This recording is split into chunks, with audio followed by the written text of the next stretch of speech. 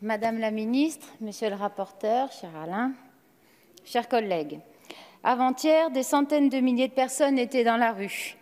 Après des mois de grève et une mise sous tension des établissements hospitaliers sans précédent, les soignants, largement soutenus par la population, sont à bout. Depuis 3 ans, leurs demandes sont simples et pourtant le gouvernement reste sourd. 300 € d'augmentation de salaire pour que les paramédicaux cessent d'être sous-payés. L'arrêt de la fermeture des lits et des hôpitaux. Des conditions de travail dignes pour prendre en charge correctement nos patients et nos résidents. Des demandes légitimes et d'une simplicité désarmante qui n'ont pas empêché les soignants d'être gazés copieusement devant les bâtiments de l'Assemblée nationale. Avec cette crise de la Covid, sans masque, sans test, sans lit d'hôpitaux, nous, personnel hospitalier, avons été utilisés comme de la chair à canon. Les soignants, les malades sont sans doute les plus grandes victimes de votre gouvernement. Depuis 3 ans, c'est bien votre gouvernement qui oblige l'hôpital à se serrer toujours plus la ceinture pour économiser 1 milliard d'euros annuellement.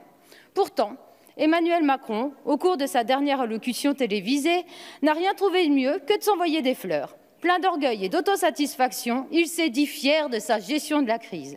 Comment peut-on être si déconnecté des réalités ?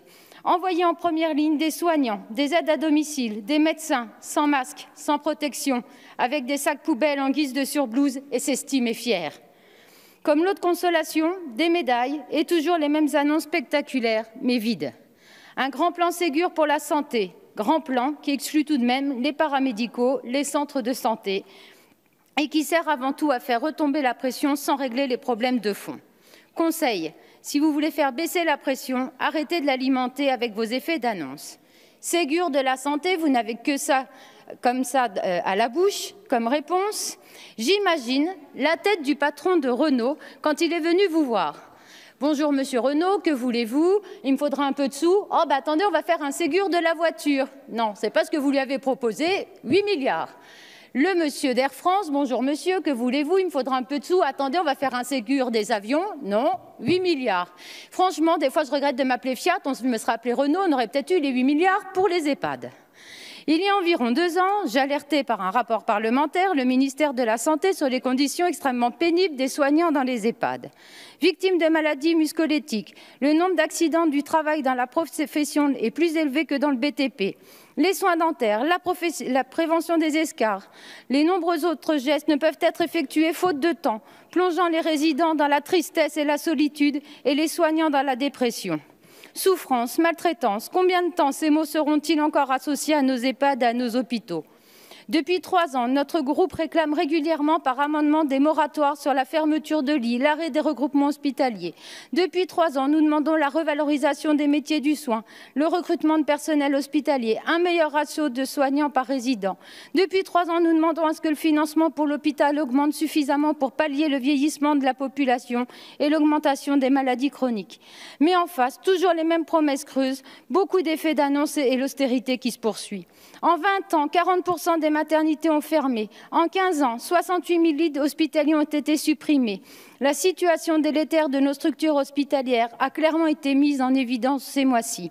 Au début de la crise, nous avions 5 fois moins de lits de réanimation par habitant qu'en Allemagne. Le dévouement du personnel a des limites.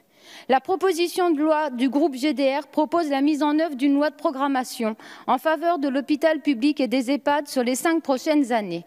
Contrairement au gouvernement qui invoque les réorganisations pour mieux éviter le sujet du financement, les enjeux identifiés par le groupe communiste sont les bons. Combien d'établissements de santé avons-nous besoin? De combien d'établissements et de services médico-sociaux avons-nous besoin? De quelles dépenses de fonctionnement et d'investissement? De combien de lits? De combien de personnel supplémentaire? Comment revaloriser les carrières, titulariser, former en nombre suffisant les soignants? Autant de questions pour lesquelles des engagements doivent être pris. Et grâce à toutes ces questions, vous aurez des réponses. Et des réponses qui éviteraient de vous voir arriver comme lundi, déconnectés des réalités, nous annonçant 1 milliard pour les les EHPAD dans le PLFSS 2021.